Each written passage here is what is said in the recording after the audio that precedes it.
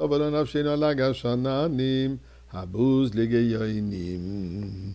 C'est Erev Shabbat Parashat Ekev, Ekev qui veut dire le talon, ce qui représente la partie presque la plus basse de la personne, pour nous dire que les enseignements de la Torah, Tishmoun, qu'on a entendu, sont imprégnés jusqu'au niveau le plus bas de la personne. Que la personne entièrement est imprégnée par cette Kedusha.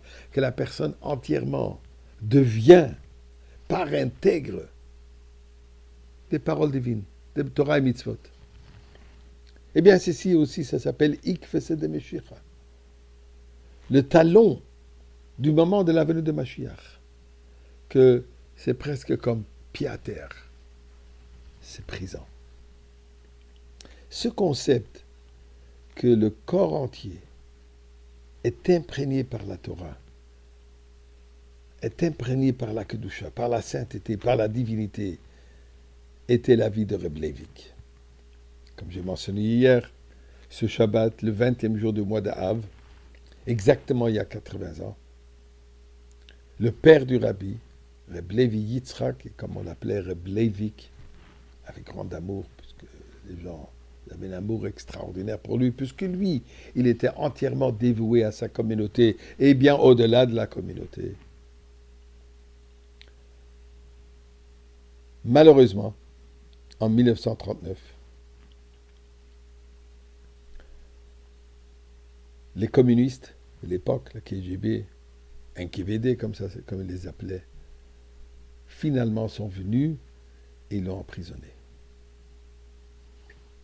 Ceci était dû au fait que de son courage extraordinaire, comme rabbin de la grande communauté en Ukraine de Yekaterinslav, qui ensuite est devenu Dniepr-Petrovsk, aujourd'hui c'est Dniepr, où il a combattu pour sauvegarder le judaïsme autant que possible et plus que cela.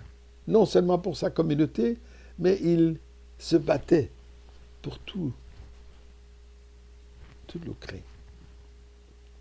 Plein d'histoires là-dessus. Mais aujourd'hui, je ne vais pas parler seulement de ces histoires, de ces actes héroïques, mais plutôt des petites anecdotes qui représentent la sainteté de Reb Leivik.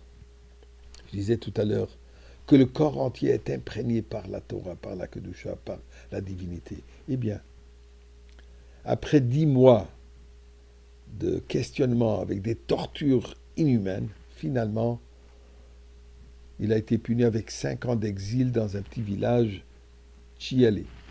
Des conditions atroces. Quand la rabbinite Hana finalement a su où il se trouve, elle l'a rejoint.